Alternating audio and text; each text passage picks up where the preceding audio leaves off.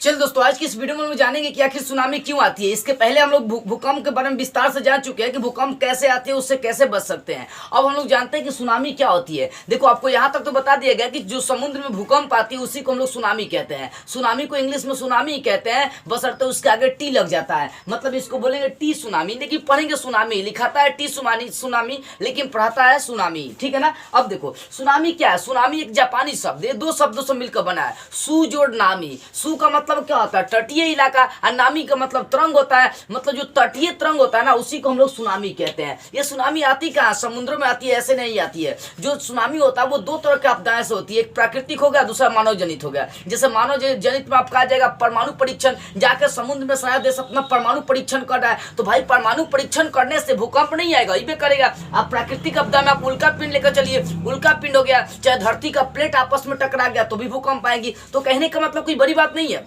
बड़ी बात यह है कि जब समुद्र में जो भूकंप आएंगी, समुद्र में जो भूकंप आता है उसे ही हम लोग सुनामी कहते हैं। सुनामी किसे कहते हैं, समुद्र में जो भूकंप आती है उसे सुनामी कहते हैं। अब एक चीज समझते हैं, देखो यहाँ पर ये आपका समुद्र, ठीक है ना, ये समुद्र का नीचे वाला तल है। नीचे वाला तल का मतलब समझो ना, जहां पर लोग समुद्र में क्या होता है, मर के नीचे गिर जाते हैं। जो समुद्र का नीचे वाला सतह होता है, ठीक है ना, वो कहलाता है ईपी सेंटर।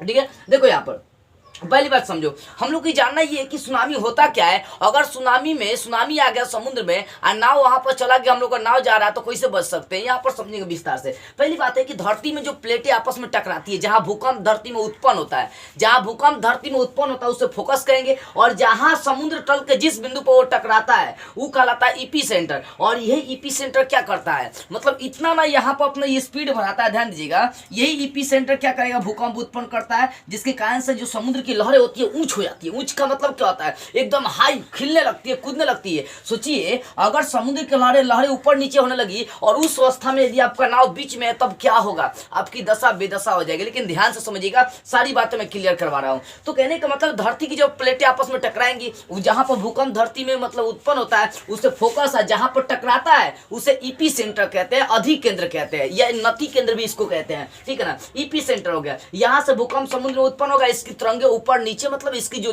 जल होती है ना, जल की जो धारा होती है ऊपर नीचे, मतलब लहर के टाइप पे उठने लगती है समुद्र में। अब भैया होता क्या है, देखो होता क्या है कि अगर समुद्र में भूकंप बीच में आया तो कोई दिक्कत नहीं होता है। जितना भी देश परमाणु परीक्षण करता है ना, उस समुद्र के अरिया ना करता है बाबू, समुद्र के अरिया नहीं करता है, क्योंकि ससुरी को मालूम होता है कि अगर समुद्र के अरिया हम लोग परमाणु परीक्षण करेंगे तो देश बर्बाद हो सकता है।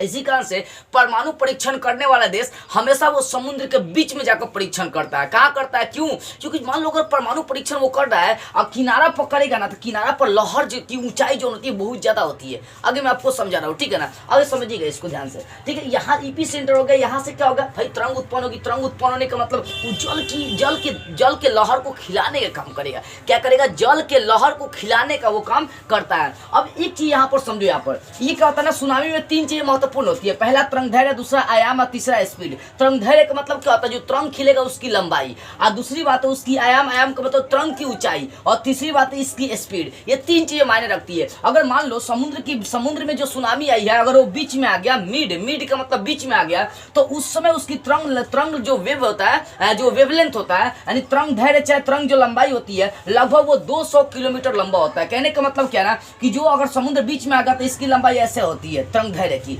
200 किलोमीटर लंबा एकदम तरंग धैर्य उठती है। लेकिन याद रखिएगा, इसकी ऊंचाई बहुत कम होती है। इसकी आयाम क्या होता है, बहुत कम होता है इसका आयाम। ठीक है, देखो बीच में यदि समुद्र आ रहा है तो इसकी जो लंबाई होगी लगभग 200 किलोमीटर क्षेत्र में फैली रहती है, और इसकी जो ऊंचाई होती है तरंग धैर्य की, वो मात्र 1 मीटर की होती है, छोटा। अब सोचो 1 मीटर की ऊंचाई है, तो यहाँ अगर हम लोग का नाव चल रहा है तो कोई दिक्कत होगा का, तनिक को दिक्कत नहीं होगा। क्यों, क्योंकि भाई देखो यहाँ पर जो तरंग धैर्य की जो लहरें है ना, जो उसका आयाम है वो छोटा है, कम है। लेकिन यही किनारों पर क्या होता है, आयाम इसका आकर ऊंचा हो जाता है, खिल जाता है। अब सोचो 200 किलोमीटर लंबा तरंग धैर्य को आप जब दाबेंगे किनारा पर क्या होता है, जब भी आप देखे होंगे नदी उदी का किनारा, समुद्र का किनारा हमेशा ऊंच होता है, ऊपर में उठल होता है। अब सोचिए अगर ये तरंग धैर्य यहाँ पर आ रही है तो हई वाला भाग क्या करेगा, ये जो लहर होती है उसको दाबने का काम करेगा, और दाबने की वजह से ये जो होता है ना, लहरें ऊपर उठ सकती है।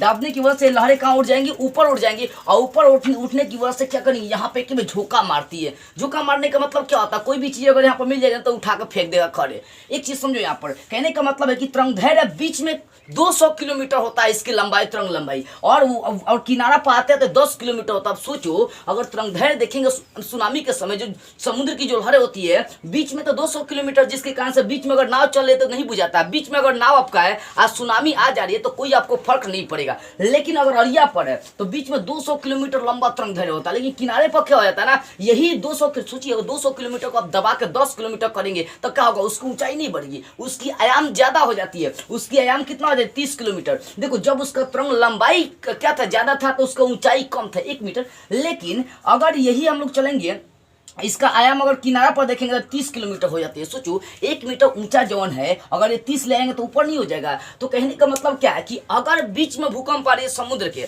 तो ज्यादा क्षति नहीं पहुंचेगी, तनिको क्षति नहीं पहुंचेगी। लेकिन किनारा पर आ गई नहीं तो किसी भी चीज को छोड़ने वाला नहीं है। सुनामी इतना खतरनाक होता है कि इसको टी सुनामी या सुनामी हम लोग कहते हैं, ठीक है। देखो बुआ, तो तरंगदैर्घ्य इसका क्या होता है, बीच में 200 किलोमीटर, इसका आयाम बीच में 1 मीटर, और इसका स्पीड बहुत ज्यादा होता है बीच में, लेकिन बुझाता नहीं है। समुद्र में बीच में पानी देखिए कितना तोड़ मारते रहता है, भाई भूकंप आया रहता है ना, तो उस समय उसकी स्पीड ज्यादा होती है। लेकिन अगर किनारे पर बात करेंगे तो यहाँ पर देखो, किनारे पर इसका तरंग लंबाई बहुत कम होता है, 10 किलोमीटर होता है, और आयाम इसकी बहुत ज्यादा होती है, 30 किलोमीटर, और इसका जो स्पीड होता है बड़ी लो होता है। किनारा पर जो चीज अगर मिल जाएगा ना, इस समुद्र के क्या करता है ना भूकंप, उस सुनामी उसको उठा के फेंक देता है बहरी। जापान में इससे कई बार हुआ है कि बड़का बड़का जहाज उठा उठा के घर पर फेंक दिया था, क्यों, किनारे पर लगे रहने से बहुत क्षति पहुंचती है, बहुत ज्यादा भुगतान इसको करना पड़ता है, जापान को करना पड़ता है, क्योंकि भूकंपों का देश कहा जाता है, भूकंपीय और ज्वालामुखियों का देश कहा जाता है, ठीक है।